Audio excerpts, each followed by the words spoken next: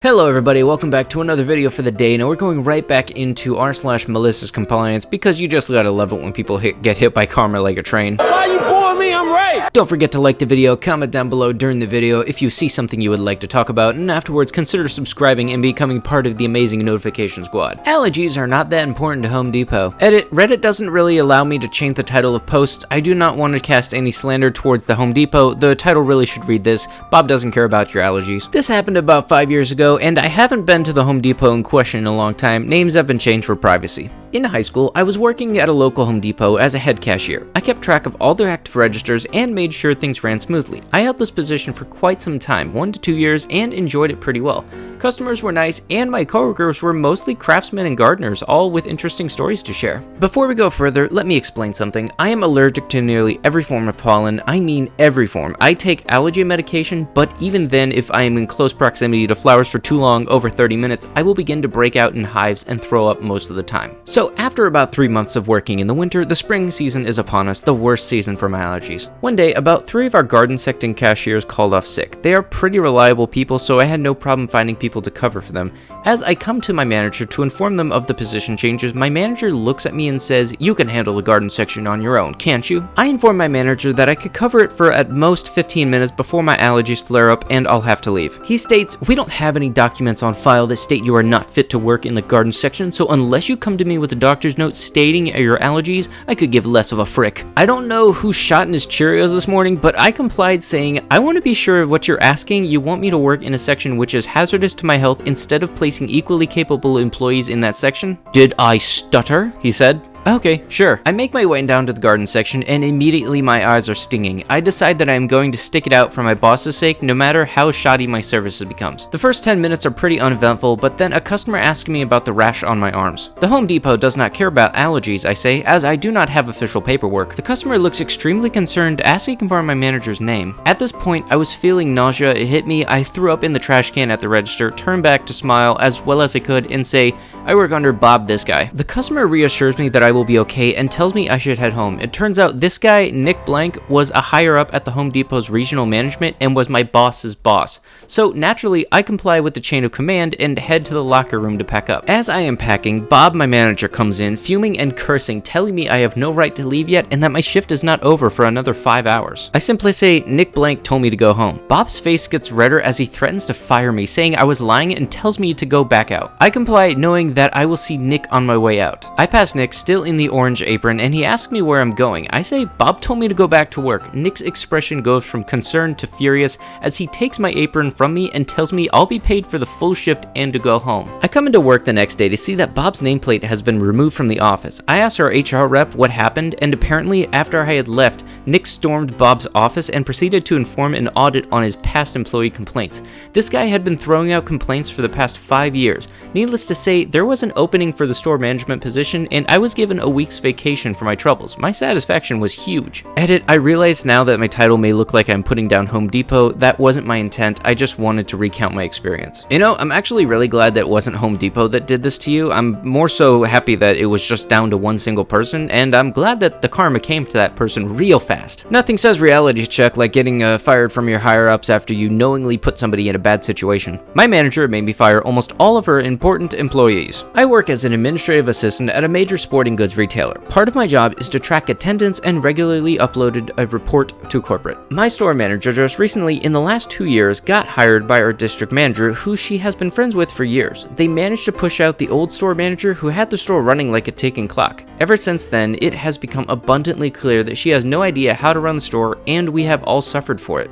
She constantly screws up the store schedule, bullies employees she doesn't like, and has hired incompetent friends to management positions. We all dislike her and think she should be fired, but it seems like everything she does in the store makes us look bad while making her look good, until recently. Like I said above, part of my job is tracking attendance. Yet for years, it has been common knowledge that those in my position are expected to fail to upload attendance records to corporate because the company's policies on attendance are extremely harsh and many employees fail to meet attendance due to factors out of their control. For instance, employees who come in before we open to process our freight often clock in late because the managers on duty take their sweet time opening the front doors for these employees. It's not their fault they come in late, and on some occasions certain employees have been left outside for upwards of 30 minutes after ringing our doorbell because the only person who could open the doors is busy or didn't hear the doorbell, which is soft. Anyway, if I should upload the attendance record to corporate, many of these employees would probably be fired on the spot by our regional manager through email because these things are automated and mandatory. As a side note, the store manager is one of the managers who likes to take 10 or 15 minutes to open the door for freight employees. We all hate her for this because when it is winter and we have to wait for those 10 to 15 minutes outside the door in the freezing cold, and she acts like it's no big deal. Anyway, her district manager friend recently moved to another district, and we got a new DM who is looking to move up in corporate. To do this, she has to make all the metrics look awesome, including attendance. She sent an email to our store manager demanding an attendance record. I told the store manager that this could get many employees fired, but instead of realizing the implication, she told me to run the report anyway. I tried to tell her that this could result in most of the employees who had availability before we open, who are very valuable and rare, getting fired, and she completely blew me off. She literally went as far as saying that I was not thinking straight. I told her that she could adjust the attendance on her end as the DM clearly wanted her to do this. This has been common procedure due to the reasons for poor attendance, and she told me that she was the store manager, she would figure it out, and I should just do my job as I was told. So I ran the report and immediately got a furious email from the new district manager saying that I should have run the report by my store manager to adjust the records before uploading it to corporate. The next day, corporate sent an automated email with the names of all the employees that should be fired, which is not an email that our manager can either respond to or contest.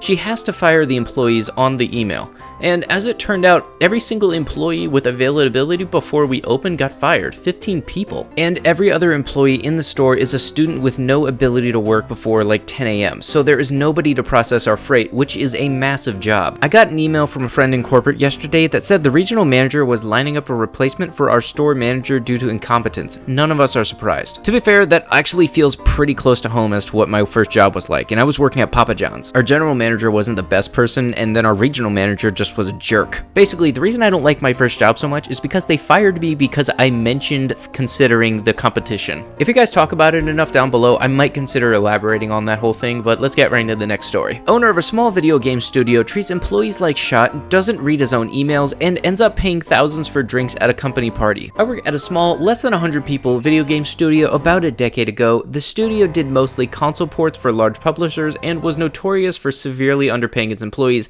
and for screwing employees out of contracts so that the boss could make a profit, which he never shared with the company. When I became a manager, I tried to lobby for a higher pay for my hourly workers, as the pay was $8 an hour in 2011, and there were 3 guys on my team so broke they were literally living in their car in the parking lot.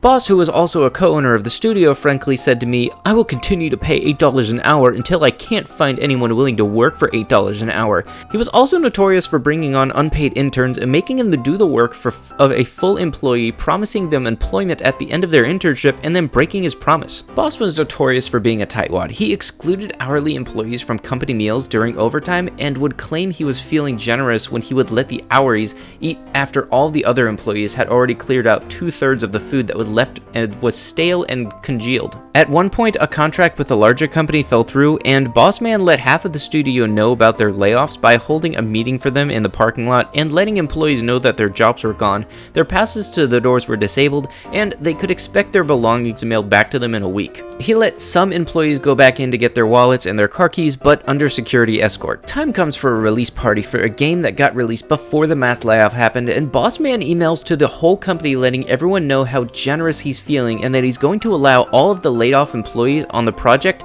to come to the release party of the game they made. It was at a swanky place in town known for the high-end cocktails, among other things. Boss Man writes in his email invite that there was a $15 drink limit. What he meant to say was that each person at the party had a $15 limit on drinks for the night total, what the bar and everyone else interprets correctly as there was a $15 per drink limit.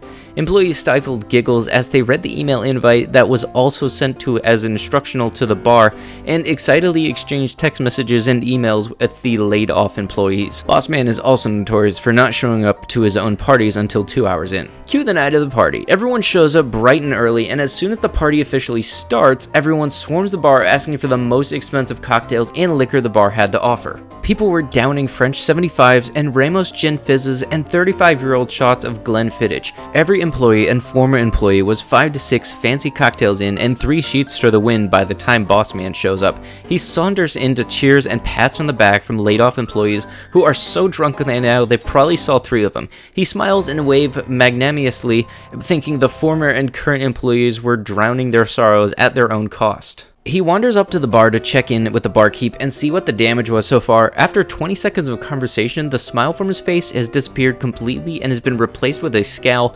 Words are spoken, barkeep disappears and comes back with the manager.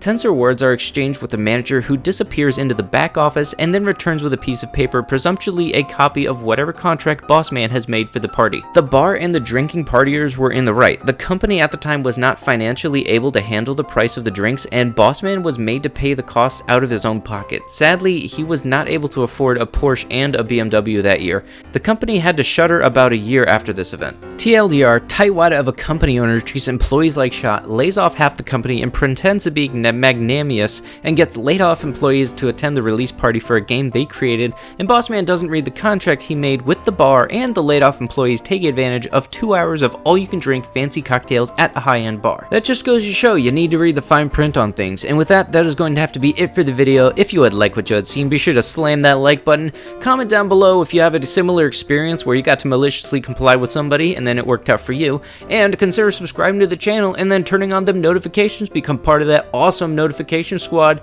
Thank you, and I will be sure to see you guys in the next one. Bye bye.